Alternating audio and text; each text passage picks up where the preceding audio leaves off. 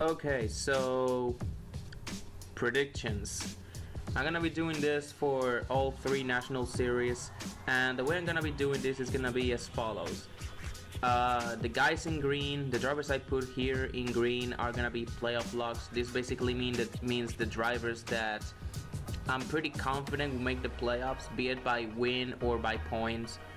Wild cards are drivers that I'm not as confident that they will make the playoffs, but they could. They're like the bubble drivers, if you will. And the long shots, which are drivers that I don't see them making it on points. However, I do not count them out, because if they make it to the playoffs, it's gonna be because of a clutch win they pull off. So we're gonna start with the truck series. Recently the truck series got expanded from 8 to 10 drivers, the playoff field I'm saying, but it's still very competitive as hell. 16 drivers vying for 10 playoff spots. I mean, it's better than 8, but there's still gonna be some disappointments. Let's start with the playoff locks. Brett Moffitt is, in my opinion, the favorite to win the championship. Now that Ross Chastain is not there in the series, he's always a strong driver. Won the championship in 2018, championship 4 in 2019. He's gonna be a very solid driver. Although the loss of his crew chief, having a new crew chief, could mean that his performance could see a bit of a drop off. Next up is Matt Crafton, defending champion. He has proven that he can win without winning, which is pretty ironic. Pretty ironic if you ask me. But yeah, Crafton has proven that whether he wins a race or not, he's gonna be in contention for the championship. Graham Finger, regular season championship contender. As long as he doesn't get screwed over in the playoffs, I believe he could make a deep playoff run of sorts.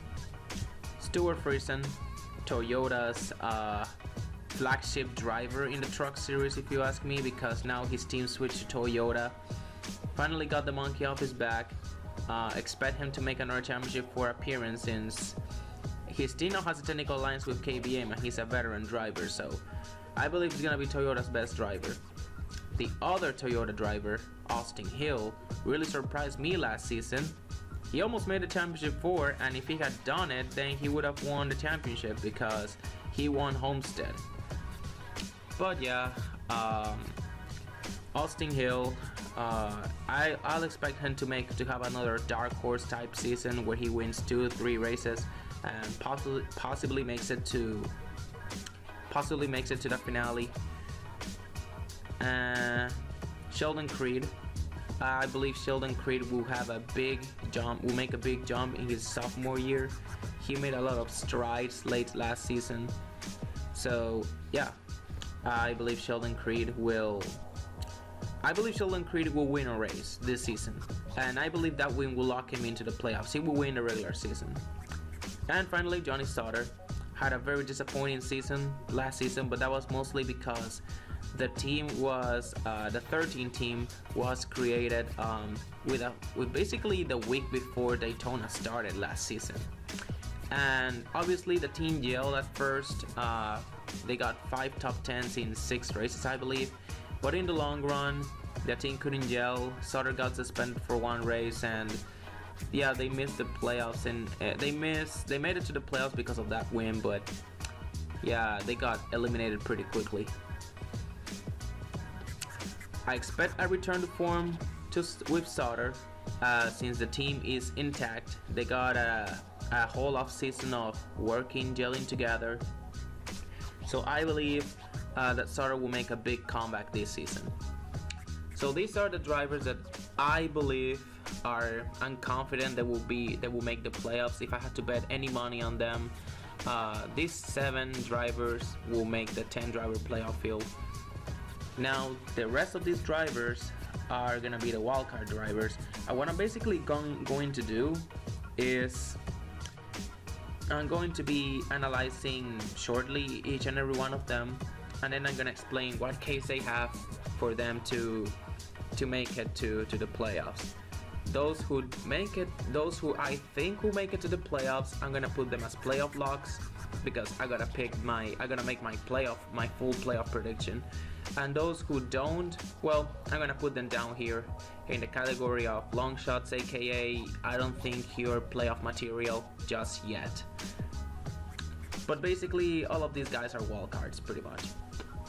That's what I'm saying. So starting off with Todd Gilliland.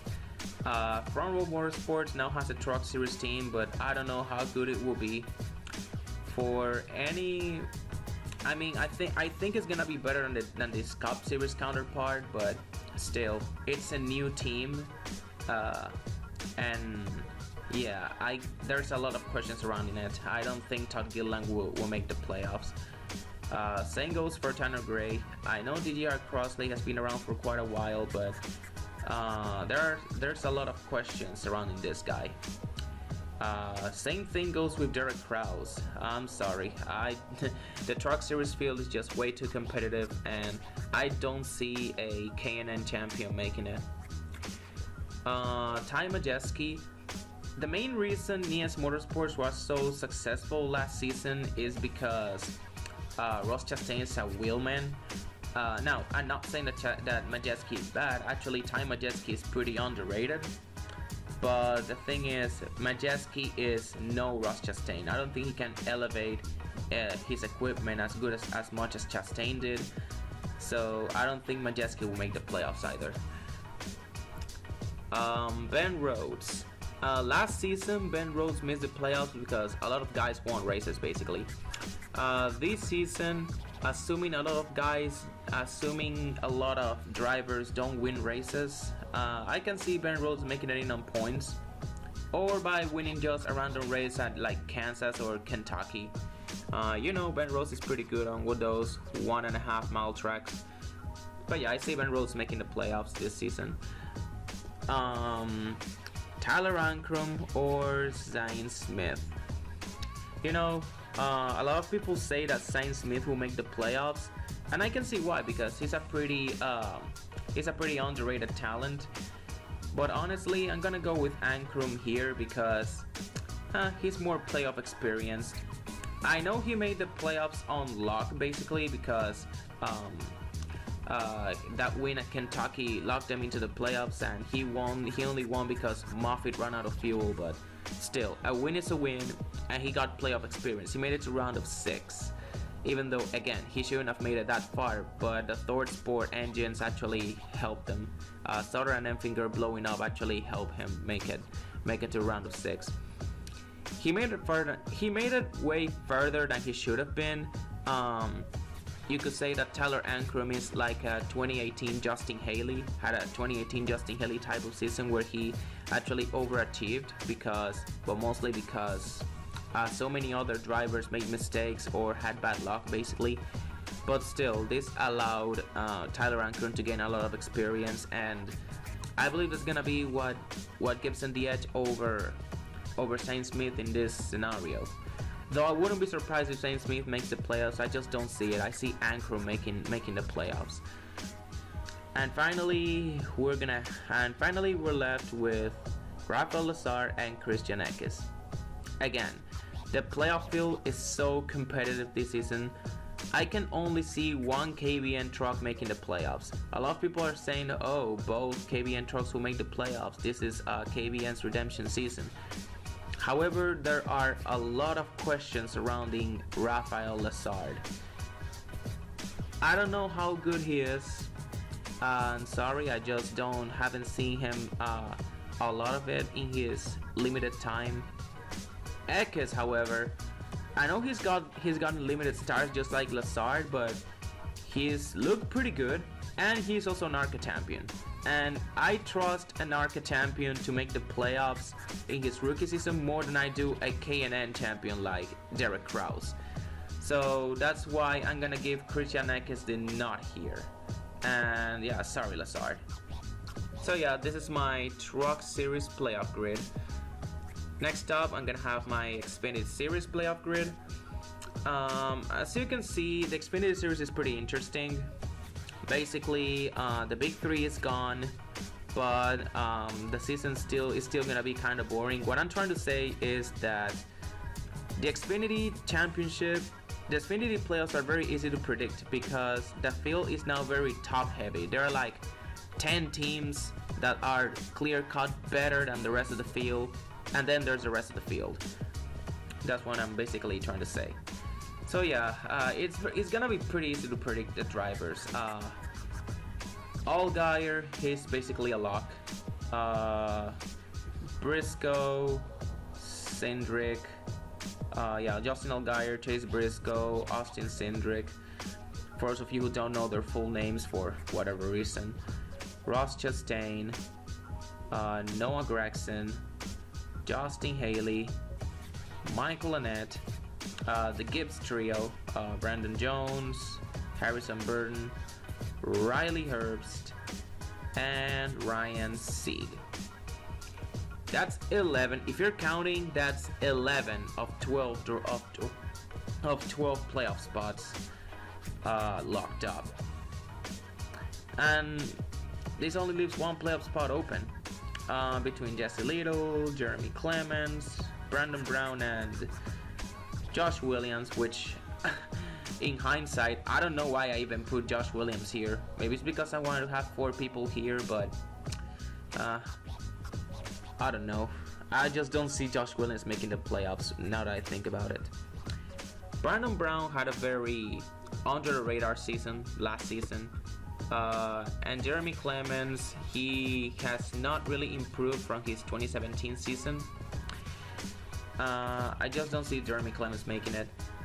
It's down to Jesse Little and Brandon Brown, and honestly, the way I see it, Brandon Brown made strides last season, but still, he is filled with a lot of questions. Like, he's switching from the 86 to the 68, and the 68 was a part-time last season. Now it's going full-time, and Brandon Brown is jumping on board to drive the number 68 full-time. If he was driving the 86, I would give him more of a chance, but even if he was driving the 86, I'm sorry, Jesse Little is driving the 4 car, and he's also very underrated in his own. And the 4 car, the JD Motorsports 4 car, has been shown to overachieve with Ross Chastain. So I believe that Jesse Little, while he's no Ross Chastain, Jesse Little can actually take advantage of the lack of good teams to actually make it to the playoffs. Honestly, I didn't give this Xfinity playoff grid that much thought. It's just so easy to predict, man, when you think about it. And finally, there goes the Cup Series, and this is the most interesting one. I had a lot of trouble predicting who will make it to the playoffs, especially on the last few spots. But first of all, if you watch my video on the top 10 drivers, on who I think are the top 10 drivers entering this season, you will know that the top 10 drivers in order are Kyle Busch, Kevin Harvick, Denny Hamlin, Joey Logano, Martin Truex Jr., Chase Elliott, Kyle Larson, Brad Keselowski, Ryan Blaney, and Kurt Busch. The top 10 drivers, in my opinion, this is the clear-cut top 10 driver list. These are playoff locks. These are locks for the playoffs. Also, the honorable mentions in Eric Jones, William Byron, and Alex Bowman. They're also, I also see them as playoff locks. So this leaves all of these guys as bubble drivers. Aric Almirola is a wild card for me. Same with Christopher Bell, Cole Custer, Di Benedetto. Newman is a wild card for me. Johnson, Boyer, and Buescher. And the rest of these guys, Stenhouse, Preece, Reddick, and Austin Dillon, They're clearly long shots to me. I only see them making the playoffs if they win. I don't see them making it in on points. So yeah, now here we go, wild cards. I had a lot of trouble predicting this because I will most likely get this wrong, but I don't really care. This is prediction. This is not the real deal. So I'm gonna start with the most controversial one, Di Benedetto. A lot of people want Di Benedetto to make the playoffs. However, I just don't see it. I think the 21 is too much of a mediocre team, and in the end, I just think that the Cup Series playoff grid this season is gonna be too competitive down at the playoff bubble. So unless Di Benedetto manages to win, I do not see him making the playoffs because I just don't see him making it in on points. He could surprise, but I just don't see it. Same goes for Buescher. I know a lot of people saying Buescher is going to make the playoffs, but many people forget that the 17 is actually a mid-pack team. It is actually worse than it was actually worse than the 16 last season. Now part of it was because of Newman, but also I mean the 17 also had Stenhouse there, and I don't know if going from Stenhouse to Buescher is how much of an upgrade that will be, if I'm being honest. For all we know, Buescher outperforms outperforms Newman in the 17 and makes the playoffs, but I just don't see it. Speaking of Newman, I don't even know why he's here. Honestly, Newman has a very consistent season, but he's a wild card because he has a consistent season, but he just barely makes the playoffs. However, he makes it into the playoffs in the end. He just has these moments where he's very consistent and he ends up sneaking into the playoffs. However, you know he's going to make it in, but still, he's a wild card because he makes the playoffs for barely sneaking in. However, he's kind of a semi-playoff lock to me, so whatever. Newman is in the playoffs for me. Okay, the rookies, Bell and Custer. If I had to pick which one of them will make the playoffs, I would say Custer. However, they're both going up against, if you're picking Custer, you'll be going up against Clint Bowyer and Eric Almirola, which are two of your teammates with veteran expertise, if we're being honest. And I'm sorry, but in the Cup Series, I have seen, especially in the Cup Series, experience usually pays off. And I think this is gonna be the biggest downfall for these guys. So sorry Bell, sorry Custer.